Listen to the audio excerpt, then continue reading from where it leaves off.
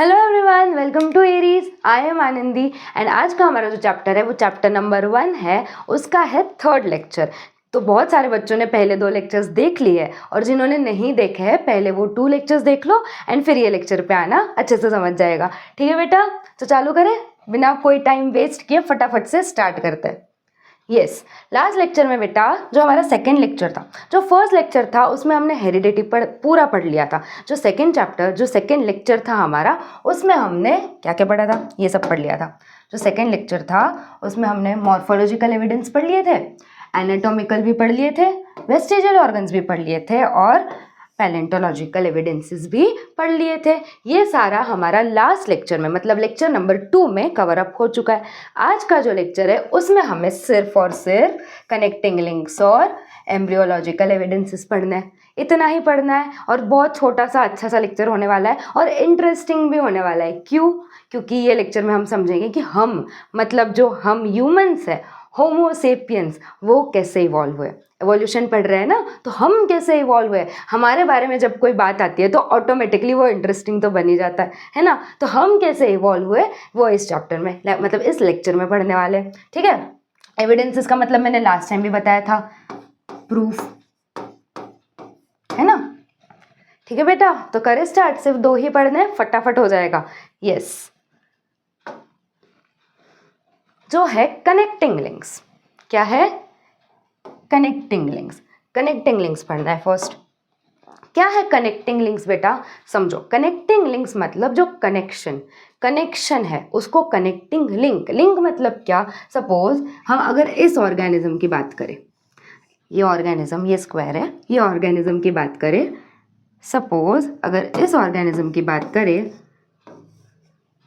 ए, ठीक है, this is a organism, तो यहाँ पे एक ग्रुप प्रेजेंट होगा और यहाँ पे भी एक ग्रुप प्रेजेंट होगा।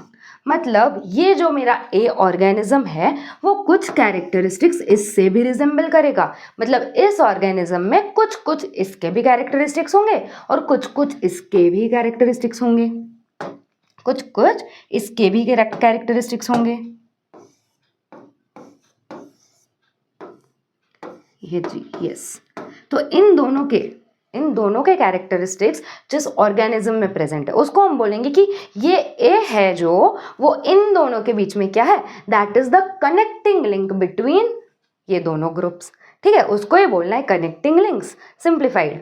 अभी पढ़ो, some plants and animals show some morphological characters. Morphological मैंने लास्ट टाइम भी बताया था। मॉर्फोलॉजिकल मतलब जो एक्सटर्नल, जो अपीयरेंसेस है उनके, वो मॉर्फोलॉजिकल कैरेक्टर्स है, by which they can be related to 2 different groups, है ना। एक ग्रुप, दूसरा ग्रुप, 2 ग्रुप से रिलेटेड है। Hence they are called as connecting link. Connect करते हैं 2 ग्रुप्स को, उनके कैरेक्टरिस्टिक्स सिमिलर है उनमें, इसलिए हम उनको क्या बोलते हैं बेटा? इसलिए हम बोलते हैं उनको कनेक्टिंग लिंक्स। ठीक है, इनके एग्जाम्पल्स दिए। First is duck bile platypus. ये जो है, ये किसके बीच में कनेक्टिंग लिंक है? Connecting link between reptiles and mammals. किसके बीच में है बेटा? जो रेप्टाइल्स है और जो मैमल्स है उनके बीच में जो कनेक्टिंग लिंक है, ये है ना। तो वो क्या कैरेक्टर शो कर रहा है? मतलब ये कनेक्टिंग लिंक किसके बीच में है? रेप्टाइल्स। तो मतलब कुछ कैरेक्टर्स उसके रेप्टाइल्स के होंगे और कुछ कैरेक्टर्स मैमल्स के होंगे। तो देखेंगे कि रेप्टाइल्स के क्या कैरेक्टर्स है? एग लेइंग है ना, एग्स ले करता है, स्केल्स है उनके बॉडी पे क्या प्रेजेंट है? स्केल्स। जैसे क्रोकोडाइल्स के, स्नेक्स के बॉडी पे स्केल्स प्रेजेंट होता है ना, वैसे इनके बॉडी पे भी स्केल्स प्रेजेंट है। मैमेलियन कैरेक्टरिस्टिक्स क्या है? उनके पास मैमरी ग्लैंड्स है और हेयर है। उनके पास क्या है बेटा? मैमरी ग्लैंड्स भी प्रेजेंट है और हेयर भी प्रेजेंट है। Next is lung fish. ये जो है लंग फिश, किसकी कनेक्टिंग लिंक है? किन दोनों के बीच में है? फिशेस और एम्फीबियंस। किसके बीच में है? जो फिशेस है जो वाटर में रहते हैं और जो एम्फीबियंस है ना, उनके बीच की कनेक्टिंग लिंक है। तो उसके में फिशेस के कौन से कैरेक्टर्स है? फिश के कौन से कैरेक्टर्स है? उनकी जो बॉडी है, उनके पास फिन्स है, फिश के जैसी उनकी बॉडी है ना। उनकी बॉडी कैसी है? फिश के जैसी है। एम्फीबियन के क्या कैरेक्टरिस्टिक्स है? Respiration with lungs. बेटा फिशेस जो होते हैं कैसे रेस्पायर करेंगे?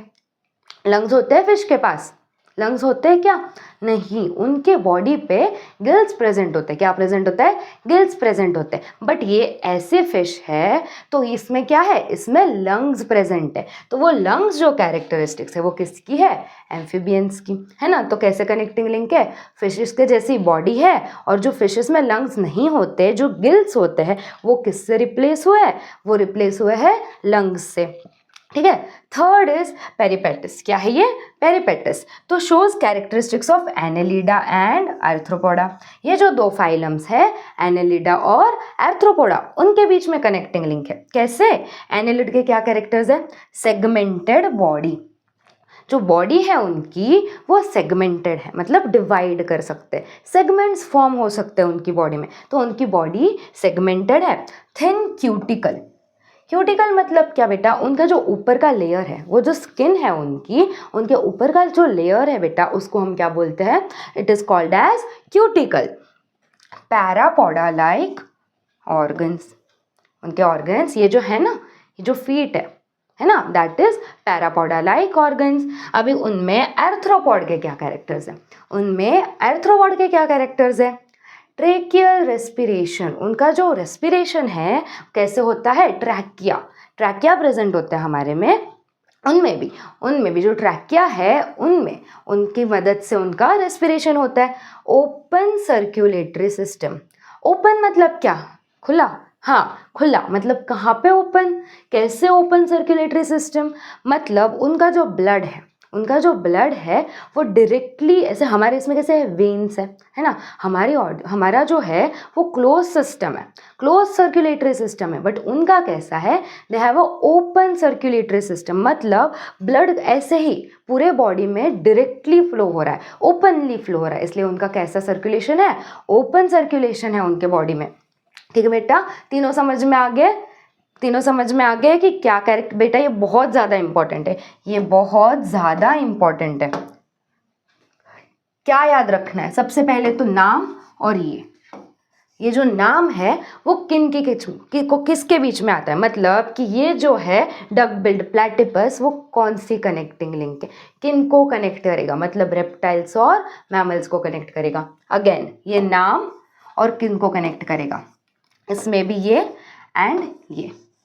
ठीक है, थोड़ा सा ही था कनेक्टिंग लिंक्स हो गया। कनेक्टिंग लिंक्स में इतना ही पढ़ना है, नाम और कौन से दो फाइलम, कौन से दो ग्रुप्स को कनेक्ट कर रहा है, और याद हो सके तो उनके क्या कैरेक्टरिस्टिक्स है, कि क्यों कनेक्ट कर रहा है। ठीक है, पढ़ लिया। Connecting links is done. Yes, इसके बाद आते हैं एम्ब्रियोलॉजिकल एविडेंसेस। क्या है इसके बाद? एम्ब्रियोलॉजिकल। एम्ब्रियो पता है क्या बेटा? एम्ब्रियो पता है क्या होता है? एम्ब्रियोलॉजिकल है ना। तो एम्ब्रियो क्या होता है? जब बेबी फॉर्म होता है ना, जब बेबी फॉर्म होगा तो किससे होगा फॉर्म? ये जो दिख रहे हैं ना, ये सारे क्या है बेटा? Those are called the embryos. क्या है ये? एम्ब्रियोज है। इसकी मदद से इसका नेक्स्ट स्टेज होगा बेबी का फॉर्मेशन। मतलब ये बेसिक्स है, जो ये फर्स्ट स्टेज है वो क्या है? एम्ब्रियो फॉर्म हो रहा है। तो बेटा ये देखो, ये जो सारे है, फिश है, सैलेमेंडर है, चिकन, पिग, काउ, रैबिट, ये जो सारे है, जो सारे ऑर्गेनिजम्स है, उनका क्या सेम दिख रहा है? ठीक है, ये स्टेज उनके अलग है ना। ये जो स्टेज है ये तो उनके अलग है, मतलब जो उनका फाइनल स्टेज है दैट इज डिफरेंट। बट ये जो है उनके एम्ब्रियो जो है वो सिमिलर है। उनके एम्ब्रियो एग्जैक्टली नहीं, बट देखो सिमिलरिटी है उनमें, बहुत ज़्यादा सिमिलरिटी है। ये डायग्राम आपकी बुक में भी है, ये जो पिक्चर है that is in your book also. इनमें बहुत ज़्यादा सिमिलैरिटी है। तो मतलब हम क्या बोल सकते हैं कि उनका जो ओरिजिन है, मतलब जहाँ से ये सारे ओरिजिन हुए हैं, दैट इज समवेयर कॉमन। वो कहीं ना कहीं सेम है ना। ओरिजिन कॉमन है, भले ही हम अभी डिफरेंट दिख रहे हैं। मतलब हम काऊ जैसे नहीं दिखते, रैबिट काऊ जैसा नहीं दिखता, है ना। They are different. मतलब ये उनके ये जो ग्रोथ स्टेज है, जो उनकी प्योर जो ग्रोथ स्टेज हो चुकी है, जो वो बड़े हो चुके हैं, वो डिफरेंट है ना, वो डिफरेंट है। बट क्या कॉमन है? एम्ब्रियो। तो हम बोल सकते हैं ना कि उनका ओरिजिन कॉमन है। तो यहाँ पे लिखा है देखो, comparative study of embryonic development, किसकी डेवलपमेंट, एम्ब्रियो की, कैसे डेवलप हुआ है embryo, embryonic developmental stages of various vertebrates given in the picture shows that all embryos show extreme similarities। उनके बीच में क्या है, बहुत ज़्यादा extreme similarities है उनके बीच में during initial stages, initial मतलब starting stages में, and those similarities decrease gradually, धीरे धीरे कम हो रही है ना बेटा। ये देखो, ये और ये कितना डिफरेंट है, ये और ये कितना डिफरेंट है, ये और ये जो मैमल है, ये जो सारे हैं वो कितने डिफरेंट है ना। तो क्या बोले उन्होंने कि पहले बहुत इनिशियल स्टेज में वो लोग एक्सट्रीम सिमिलैरिटीज दिखाते हैं, बट ग्रेजुअली धीरे धीरे क्या हो जाती है, डिक्रीज हो जाती है वो सारे similarities. Similarities in initial stages indicate the common origin of all these animals, मतलब इनका एक कॉमन ओरिजिन है, जहाँ से ये ओरिजिन हुए हैं, जहाँ से ये आए हैं, दैट इज कॉमन। ये क्या इंडिकेट कर रहा है, कैसे हमें पता चल रहा है, बिकॉज उनके एम्ब्रियो में सिमिलैरिटीज है। ठीक है बेटा, यस। अभी बहुत इंपॉर्टेंट है, this is very important, Darwin's theory of natural selection. Darwin's theory of natural selection क्या है, कौन था ये Darwin, he was a scientist. हमने जो टेबल देखा था फर्स्ट लेक्चर में, जो देखा था वहाँ पे मैंने बताया था कि ये हमें डिटेल में स्टडी करना है ना, बताया था ना कि ये हमें डिटेल में स्टडी करना है। तो ही वॉज अ साइंटिस्ट, उन्होंने एक थ्योरी दी थी नेचुरल सिलेक्शन की। उन्होंने क्या बोला था, व्हाट डिड ही से, कि इधर बहुत सारे ऑर्गेनिजम्स है ना, इतने सारे लिविंग ऑर्गेनिजम्स हैं, बट वो क्या करते हैं बेटा, वो अडेप्ट करते रहते हैं। मतलब एनवायरनमेंट के जो स्टेजेस है, एनवायरनमेंट में जो चेंजेस आ रहे हैं, एनवायरनमेंट में जितने भी चेंजेस आ रहे हैं ना बेटा, वो अडेप्ट करेंगे, उसके हिसाब से रहना स्टार्ट करेंगे। तो जो अडेप्ट कर सकते हैं वो इजीली सर्वाइव कर लेंगे, है ना। जिनको ज़्यादा टेम्परेचर बेयर होता है वो इजीली सर्वाइव कर लेंगे, जो नहीं कर पाते वो क्या हो जाएंगे, धीरे धीरे एक्सटिंक्ट हो जाएंगे, है ना। तो उसने यही बोला था, the theory of natural selection which purchase the survival of the fittest, मतलब जो फिट है, जो एकदम हेल्दी है, फिट है, जो सर्वाइव कर पाएगा, जो सर्वाइव कर पाएगा, जिसमें उस कैरेक्टरिस्टिक्स होंगे, जो अडेप्ट कर पाएगा वही सर्वाइव करेगा, जो अडेप्ट कर पाएगा, जो फिट होगा वही सर्वाइव करेगा। All the organisms compete with each other in life threatening manner। हर एक ऑर्गेनिज्म बेटा, सपोज देखो हम बड़े बड़े सिटीज़ में रहते हैं ना, यहाँ पे रहने के लिए भी इतना कंपटीशन है, यहाँ पे अगर हमें सरवाइव करना है उसके लिए भी इतना कंपटीशन है ना। तुम्हारे क्लास में ही देखो, तुम्हें टॉप आना है तो उसके लिए कितना सारा कंपटीशन है, तुम्हें टॉप करना है तो कितना सारा कंपटीशन है। तो वही है, compete with each other in a life threatening manner। in this competition only those organisms sustain, वही organism sustain कर पाएंगे which show the modifications essential for winning the competition। वो winning जो competition है, जीतना है। सपोज तुम्हारे क्लास में तुम्हें फर्स्ट आना है, जो competition है वो जीतना है, उसके लिए तुम्हें सबसे अलग होना पड़ेगा, उसके लिए तुम्हें मॉडिफाई करना पड़ेगा खुद को, है ना। तो वो मॉडिफिकेशंस शो करेंगे तभी जीतेंगे। Theory of natural selection is given in a book Origin of Species। This is important। ये जो natural selection की theory है बेटा, कहाँ पे दी हुई है, Origin of Species, ये important है। बुक लिखी थी, ये जो बुक है उसमें डार्विन की नेचुरल सिलेक्शन की जो थ्योरी है वो एक्सप्लेन की है, वो दी गई है। ठीक है, नेक्स्ट इज, ये थ्योरी हमें क्या बताती है, वापस डिटेल में ही पढ़ना है। There is always a competition with each other for struggle for survival, है ना। हमेशा स्ट्रगल रहेगी, अगर जिंदा रहना है, अगर ये क्लाइमेटिक ये जो कंडीशंस है वो कंडीशंस के हिसाब से जिंदा रहना है तो क्या करना है, अगर जिंदा रहना है तो हमेशा स्ट्रगल कंटिन्यू रखनी पड़ेगी, स्ट्रगल मेंटेन रखनी ही पड़ेगी। स्ट्रगल फॉर सर्वाइवल है। Organism showing essential modifications for survival sustain, जो एसेंशियल मॉडिफिकेशंस दिखाएंगे, जो ज़रूरी मॉडिफिकेशंस दिखाएंगे ऑर्गेनिजम्स, वो सर्वाइव कर पाएंगे, वो सस्टेन कर पाएंगे। बाकी क्या हो जाएंगे, पेरिश हो जाएंगे, सर्वाइव नहीं कर पाएंगे, पेरिश हो जाएंगे, नहीं रह पाएंगे। Well adapted sustaining organisms reproduce more such offsprings. In turn, species with those specific characters are found. क्या होगा, जो ऑर्गेनिजम्स अभी सर्वाइव की है उनमें जो मॉडिफिकेशंस आए हैं वो जब रिप्रोड्यूस करेंगे बेटा, उनके जैसे जो मॉडिफाइड ऑर्गेनिज्म है उनके जैसे मॉडिफाइड ऑर्गेनिजम्स बनेंगे. क्या बताया मैंने, जो ऑर्गेनिज्म है उसमें चेंजेस आए, उसने खुद को अडेप्ट किया to survive, to sustain, competition में रहने के लिए इट अडेप्टेड इटसेल्फ. जो ऑर्गेनिज्म था उसने खुद को अडेप्ट किया. तो जब वो रिप्रोड्यूस करेगा, जब वो ऑर्गेनिज्म रिप्रोड्यूस करेगा तो क्या होगा, उनके जो ऑफस्प्रिंग्स हैं, उनके जो ऑफस्प्रिंग्स होंगे उनमें सेम सारे मॉडिफिकेशंस आएंगे, है ना, उनमें सेम सारे मॉडिफिकेशंस आएंगे. जो पुराने चेंजेस थे वो नए ऑफस्प्रिंग में नहीं आएंगे. जो चेंज हो चुका है वो नहीं आएगा. जो अडेप्टेड है, that characteristics will be transform from one generation to another. Yes, some of the main objections. Darwin ने इतना सब बोल तो दिया, बहुत सही था, ही वॉज वेरी ट्रू, ये सारी चीज़ें होती है, बट कुछ ऑब्जेक्शंस भी थे.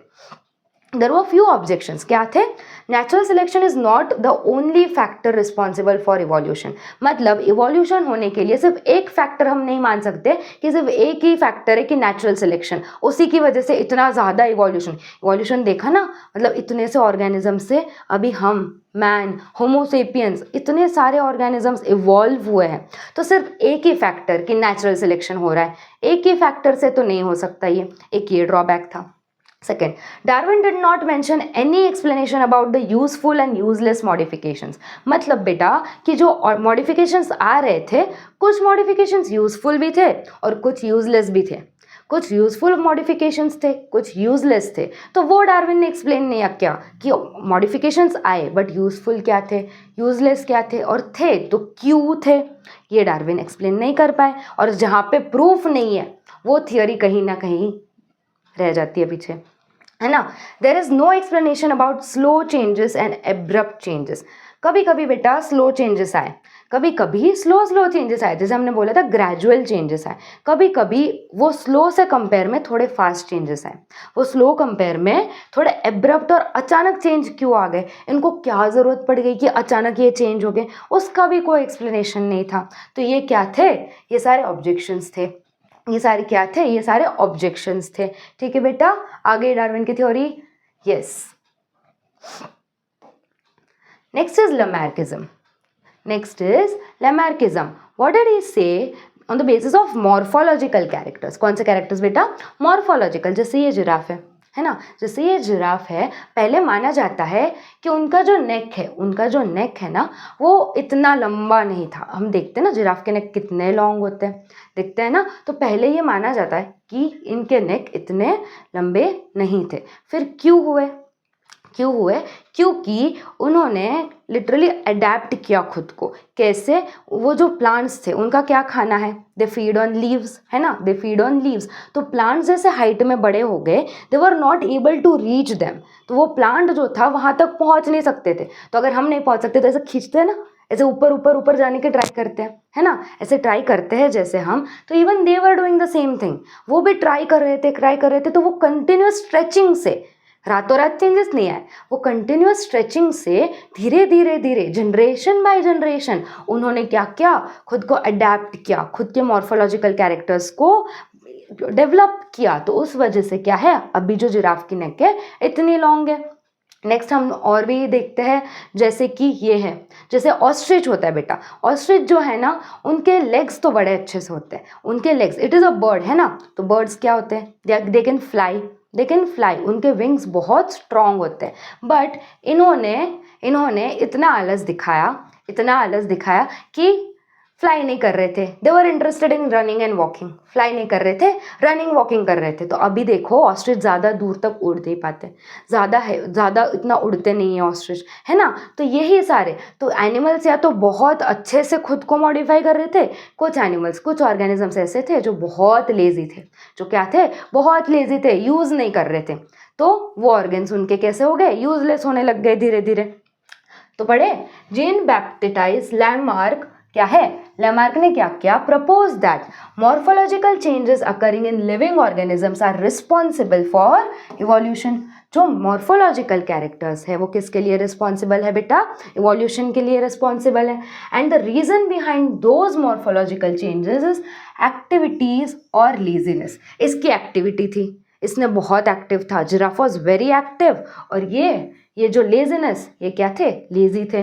या तो ऑर्गेनिज्म बहुत एक्टिव है या तो ऑर्गेनिज्म लेजी है, उसकी वजह से चेंजेस आते हैं। He called this concept at principle of use और डिसयूज ऑफ ऑर्गन्स। उसने क्या बोला, ये प्रिंसिपल को यूज और डिसयूज ऑफ ऑर्गन्स, या तो ऑर्गन्स यूज हो रहे हैं तो एडेप्टेशंस आ रहे हैं, तो चेंजेस आ रहे हैं, या तो ऑर्गन्स डिसयूज हो रहे हैं, मतलब यूज नहीं हो रहे, जैसे बर्ड्स के विंग्स यूज नहीं हो रहे थे, ऑस्ट्रिच वाजंट यूजिंग, तो क्या है, उनके डिसयूज की वजह से चेंजेस आए। फॉर एग्जाम्पल्स यहाँ पे एग्जाम्पल्स दिए हैं, क्या क्या एग्जाम्पल है।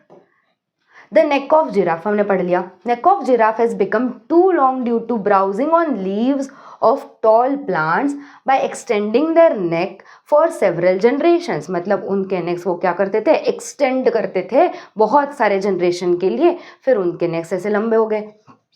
Shoulders of the iron Smith have become very strong due to frequent hammering movement। Iron Smith होता है वो क्या करता है, हैमर से कंटिन्यूसली उनकी हैमरिंग मूवमेंट होती है, तो उनके जो शोल्डर्स है बेटा वो बहुत स्ट्रांग हो जाते हैं। Next is wings of birds like ostrich. जो ऑस्ट्रिच है, जो ईमू है, यहाँ पे देखो ये है ऑस्ट्रिच,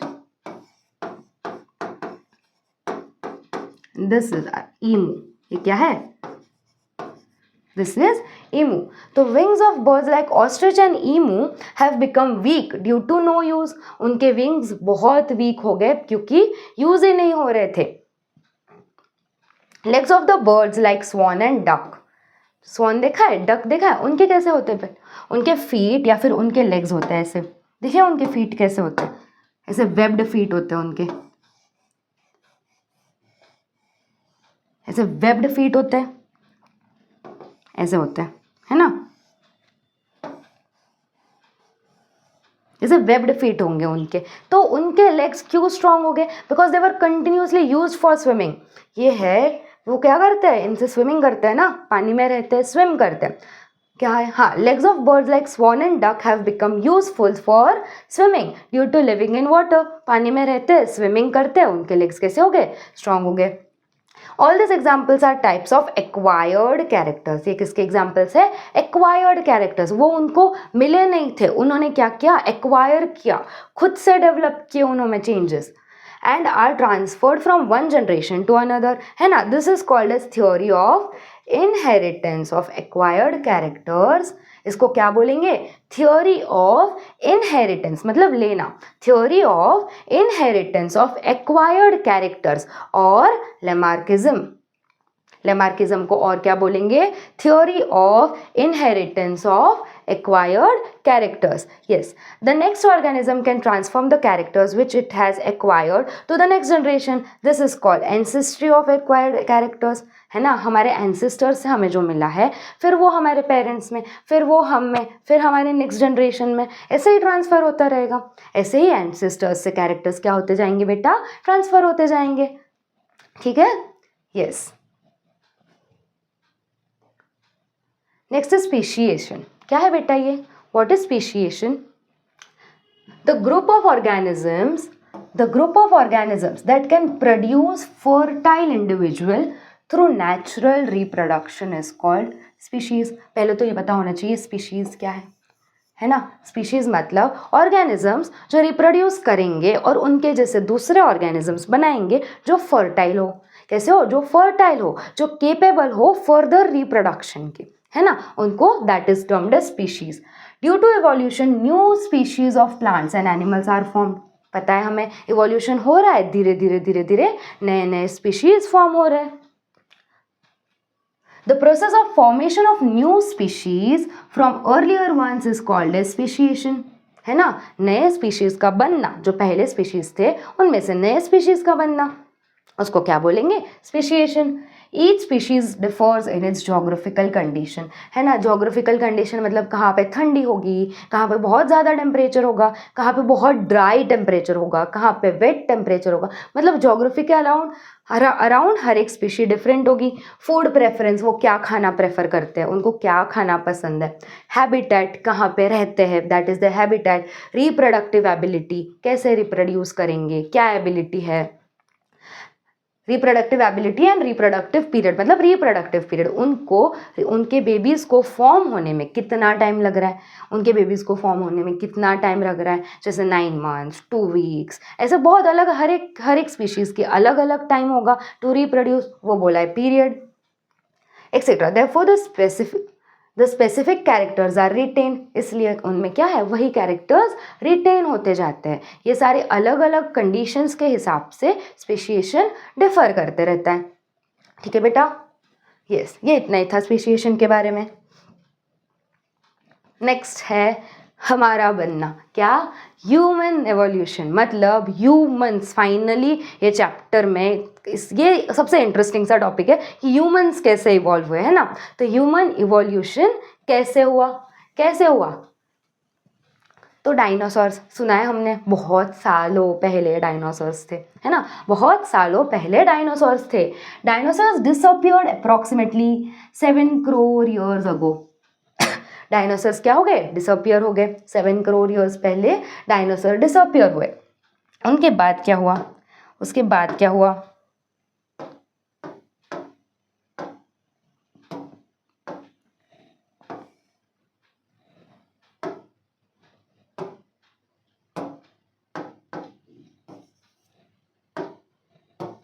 यस, उसके बाद क्या हुआ, at that time monkey like animals, ये जो है ना, monkey like animals are said to be evolved from some ancestors who were more or less similar to the modern lemurs। ये जो लेमर्स है ना बेटा, ये जो लेमूर्स है आज के टाइम पे, ये जो मॉडर्न लेमूर्स है उस टाइम पे भी ऐसे मंकी लाइक एनिमल्स थे, मंकी लाइक एनिमल्स थे। डायनासोर्स गए, उनके बाद ये जो एनिमल्स थे उससे फर्दर इवोल्यूशन हुआ। उसके बाद क्या हुआ, After 4 crore years ago in Africa, the tails of this monkey-like creatures disappeared gradually। इनके टेल्स क्या हुए बेटा, धीरे धीरे धीरे इनके जो लॉन्ग टेल्स थे, जो लेमूर लाइक कैरेक्टर्स, जो लेमूर था या फिर उसके जैसे जो एनिमल्स थे, वो मंकी लाइक जो एनिमल्स थे, उनके लंबे लंबे टेल हुआ करते थे। तो क्या हुआ, धीरे धीरे धीरे धीरे धीरे उनके जो टेल थे बेटा वो कम कम कम होने लग गए। रातों रात ये भी नहीं हुआ, सालों लग गए, रातों रात ये भी नहीं हुआ, बहुत टाइम लगा। तो वो धीरे धीरे ग्रेजुअली डिसअपियर होने लग गए। अभी इस पे मेरा एक क्वेश्चन है, हमारी बॉडी में भी एक वेस्टिजियल ऑर्गन है, हमारी बॉडी में भी एक वेस्टिजियल ऑर्गन है जो मैंने लास्ट क्लास में पढ़ाया है ऑलरेडी। वो वेस्टिजियल ऑर्गन बोला जाता है कि दैट इज समवेयर बैक, जो स्पाइन है हमारी वहाँ से कनेक्टेड है। उसको क्या बोलते हैं, वो इसी से रिलेटेड है, that is related to this thing only. तो उस ऑर्गन, तो वेस्टिजियल चीज़ है, उसको क्या बोलेंगे ये मुझे बताना है। What is that vestigial organ in human, जो ये इवोल्यूशन के इससे हम थोड़ा बहुत रिलेट कर सकते हैं, लाइक कंप्लीटली कर सकते हैं टू बी ऑनेस्ट। यस, फिर क्या हुआ, हाँ, after about 4 crore years ago in Africa the tails of this monkey वो क्या होने लग गए, डिसअपियर होने लग गए।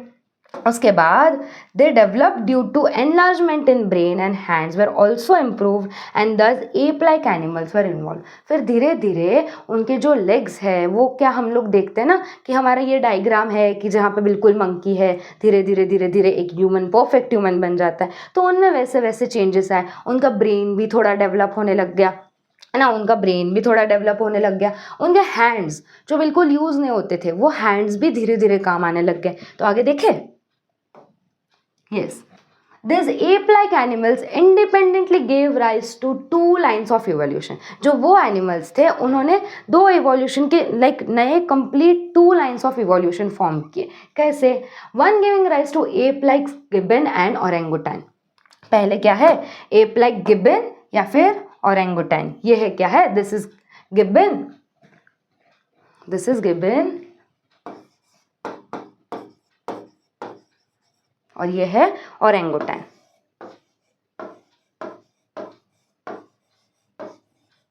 चिलिंग, जैसे तुम लोग चिल कर रहे हो ना, अभी बोर्ड्स का टेंशन नहीं है ना, अभी स्टार्टिंग में नहीं होता, इनिशियली नहीं होता, ये तो फर्स्ट चैप्टर है अभी हमारा। जैसे आगे आगे बोर्ड्स का टाइम पास आएगा, ये चिलिंग है ना वो कम्प्लीटली धीरे धीरे कम हो जाएगी। यस, एक लाइन ऑफ इवोल्यूशन में क्या हुआ, गिबन्स एंड ओरेंगुटन। कंप्लीटली दूसरे लाइन में क्या हुआ, in South Africa and north east Asia and gorilla and chimpanzee. North east में क्या हुआ, ये gorilla,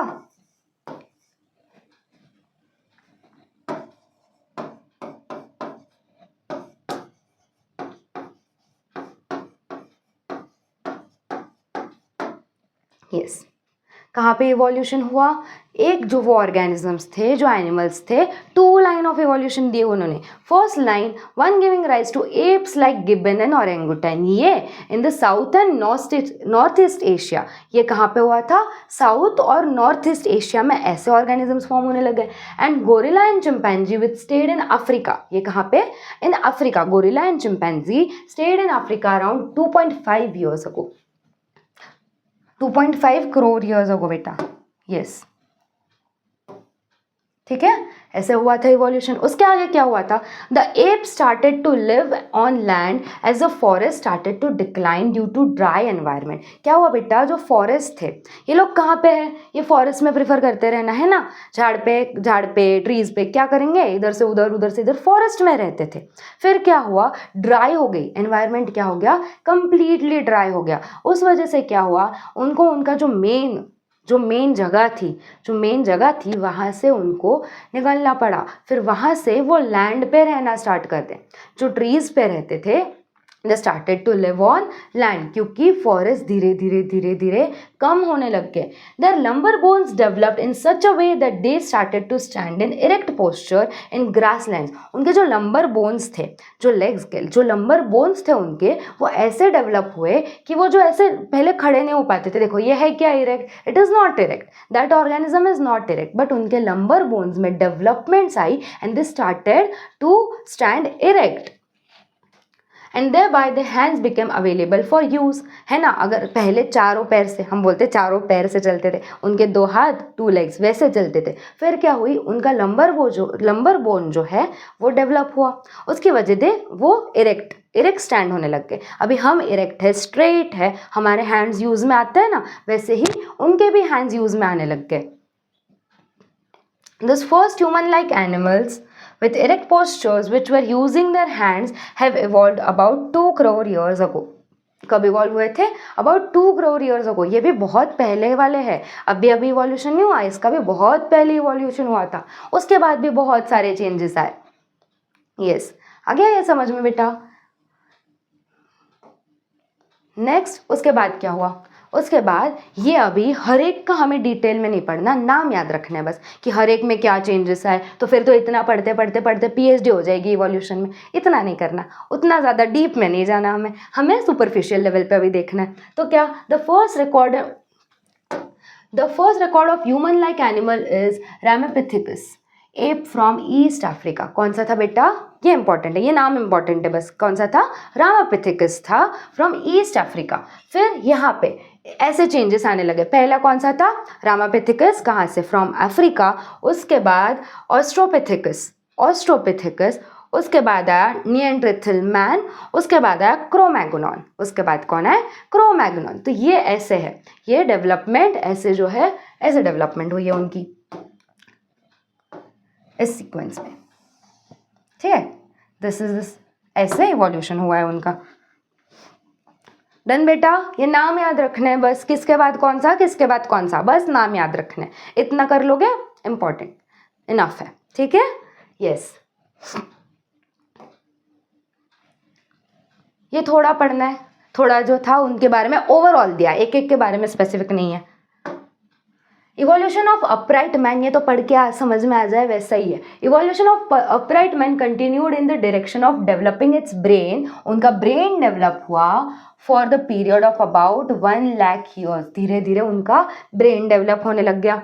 and mean while it discovered the fire, है ना, पत्थर से देखा होगा कहीं ना कहीं, वो ये हमारे जो एनसाइक्लोपीडियाज होते हैं उसमें कहीं ना कहीं देखा होगा कैसे पत्थर से आग जलाते थे, तो उनको क्लिक हुआ, ब्रेन डेवलप हुआ उनका, तो उनको समझ में आया कि हाँ ऐसे भी कर सकते हैं, है ना, ऐसा भी कुछ हो सकता है, स्पार्क हो रहा है, मतलब उसमें से फायर जनरेट हो सकता है। उनके ब्रेन डेवलपमेंट का कारण था ये। Brain of 50,000 year old man had been sufficiently evolve to the extent that it could be considered as a member of class wise man. हम क्या है, बहुत बुद्धिशाली वाइज मैन। कौन से? होमोसेपियंस। होमोसेपियंस याद रखना है ये। कौन से? वाइज मैन किसको बोला है बेटा? होमोसेपियंस को बोला है। Neanderthal man can be considered as the first example of wise man. जो फर्स्ट एग्जाम्पल है, हमने देखा था ना कि जो उनके फर्स्ट डेवलपमेंट आई वो कौन से थे? निएंडरथल मैन्स थे। तो ये सबसे इनको बोल सकते हैं कि ये वाइज मैन का फर्स्ट एग्जाम्पल है। The Cro-Magnon man evolved about 50,000 years ago.